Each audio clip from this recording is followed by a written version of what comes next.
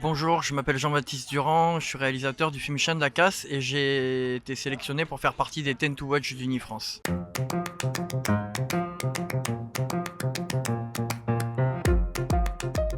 Je suis devenu réalisateur parce que j'en ai jamais eu le désir ou ni le rêve, ce n'était même pas dans le ciel de mes possibilités. Dans le cadre de mes études aux Beaux-Arts, j'ai dû faire des films parce que ça faisait partie des exercices demandés et j'ai découvert cette possibilité et il y avait quelque chose qui s'est immédiatement aligné avec ce que j'étais, mes qualités et mes défauts. Il y avait quelque chose de logique et j'ai immédiatement pris un immense plaisir à diriger, à imaginer des histoires et vu que j'aime faire ce que j'aime, j'ai continué.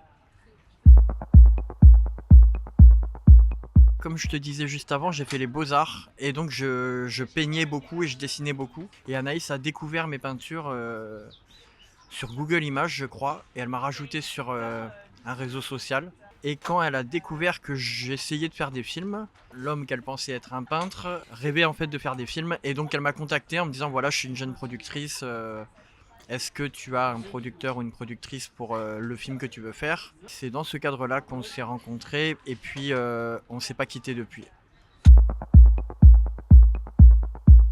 Dans la mise en scène, c'est la multitude d'éléments qui composent la mise en scène. C'est pas que le découpage technique. Pour moi, le découpage technique, c'est un des aspects de la mise en scène.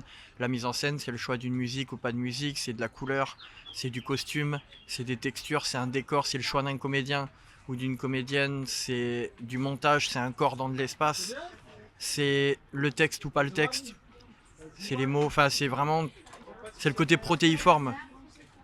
Et à l'intérieur de ça, tu décides de placer ta caméra à cet endroit-là ou d'utiliser tel outil, tel mouvement. Mais ça, c'est vraiment 10% quoi. Donc c'est ça, c'est que on embrasse tout.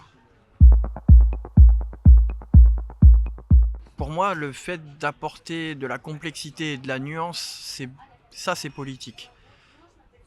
Apporter de la complexité et de la nuance, c'est aussi parler des minorités, qu'elles soient visibles ou invisibles. Si j'avais une autre origine ou que j'étais quelqu'un d'autre, je parlerais de ce que je connais. Là, il se trouve que moi, je suis un mec qui a grandi dans les villages, dans cette ruralité. Et encore, c'est des types de villages, c'est des villages périurbains. Je viens pas de la campagne profonde, paysanne.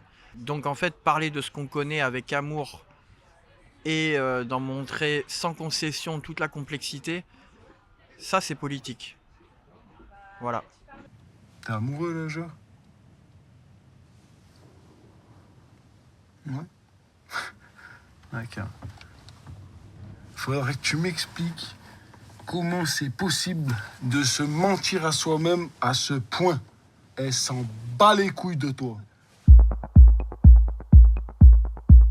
Alors effectivement, c'était un peu mon premier rôle, on va dire, d'importance dans un film. Et il se trouve en plus que c'est un cinéaste que j'admire, que j'admirais, que j'admire encore et que j'admire d'autant plus, que je l'ai vu travailler aussi. C'est tellement cohérent en fait avec mon travail, ma vision du cinéma, que c'était trop beau d'être choisi par lui pour servir son œuvre. Je sais même pas moi-même pourquoi j'ai été choisi. Il savait pas du tout, quand je l'ai rencontré, que j'ai fait le callback, le casting, il ne savait pas du tout que je faisais des films, qui j'étais, ce que j'avais fait, ni rien. Il pensait que j'étais un acteur de Montpellier, ouais, en tout cas, qui lui plaisait à l'image, quoi. Et je découvre vraiment sa méthode et son travail et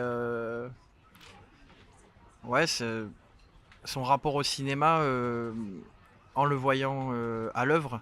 À la fois, on nous rapproche beaucoup, les gens, les journalistes ou les exploitants qui m'ont interrogé sur Chien de la Casse, ont beaucoup rapproché nos travaux parce que je pense qu'on vient tous les deux de la ruralité, qu'on parle de la ruralité, qu'on a des personnages peu vus à l'écran qu'on met dans nos films. Mais en réalité, on a un travail qui est hyper différent, hyper à l'opposé en fait. Et du coup, moi, c'était très riche de voir ce cinéma qui est à l'os, qui est pur, qui est un cinéma de la langue, mais où il change pas une virgule. Il y a quelque chose où c'est pas quelqu'un qui dirige sur le plateau vraiment l'acteur, c'est quelqu'un qui va rediriger parce que il y a une pureté dans son récit, une précision et cette rigueur là et cette foi inébranlable qu'il a en son travail, c'est hyper inspirant. Je peux rester? Ce soir? Même quelques jours? Bon, enfin, tu fais ce que tu veux. Hein. Il y a toujours la chambre de Vincent. Pourquoi tu restes ici? Tu l'aimes bien, ma mère? Je vais faire une machine. Y a quelqu'un? Bon, on se voyait un peu à l'époque. On se fréquentait pas beaucoup, hein. Et moi, je t'appréciais. Il va pas falloir que tu t'installes. Ça, c'est pas à toi d'en décider. Tu me lâches maintenant? C'est comme ça que vous cherchez les champignons?